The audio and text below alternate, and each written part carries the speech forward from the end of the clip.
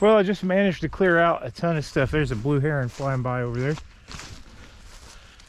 So I just managed to cut out a ton of stuff with this little saw.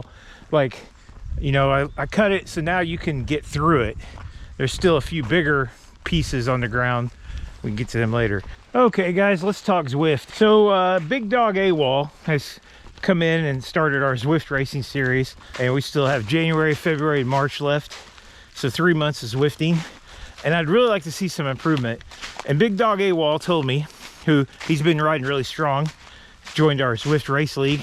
He told me I need to get on some structure, and that's, you know, great advice. There's nothing better than structure than to get faster on the bike. And I would love to do structure, but I have a problem with structure. And it's not that I don't want to do it. I wish I could. The problem is that whenever I get on Zwift, I have problems. My chest hurts, my left arm hurts. I feel like I'm dying sometimes. And this happens more and more often. Used to happen some of the time.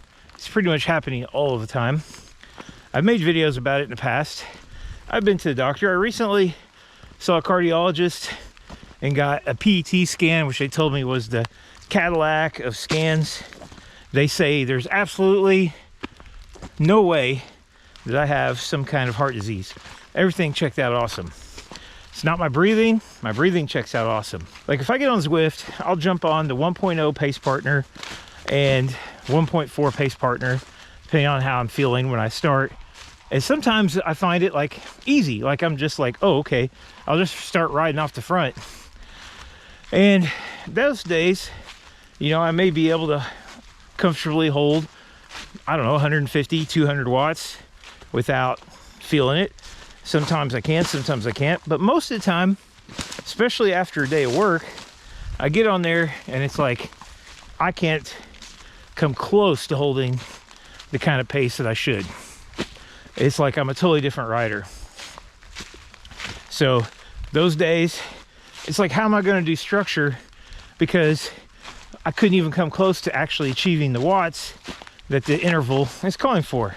For instance, I think a good sweet spot for me, if I want to do sweet spot intervals, is like 180, 190 watts. That's probably a little bit low sweet spot, but there's a lot of times where I can't hold 180, 190 watts. I should be able to do that comfortably for a long period of time. It's like 80% of my FTP.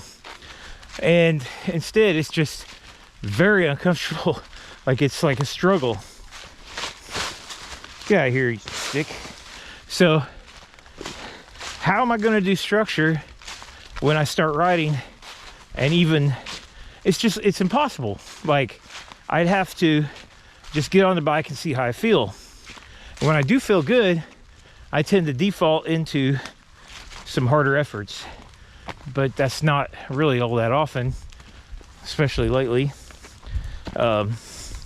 So, I mean, training for me has been a lot of zone 1.5. I'd say it's kind of like for me, that's like probably 150 beats, 140, 150, 140 watts. And I'm just kind of like pumping along. I can do that pretty comfortably. Almost too comfortably, but like if I go higher, I start to get that chest tightness and this pain that, you know, will eventually go away. Now, even if I was able to perform, and I believe that when I'm feeling good, I have had some 20-minute power, you know, around 270, 280. I think I even had like 285, 290 watts once, not that long ago. If I could do that, then I could probably stay with my group rate, my race buddies for a while at least. But it's just, even if I could do that, I'm not even in their league, you know. I'm just like, that's like 2.8 watts per kilogram or 2.7, and I think they're all 3 and above right now. And they seem to be able to have a lot more repeatability than me. Like, I go hard and then I kind of blow up, and they don't.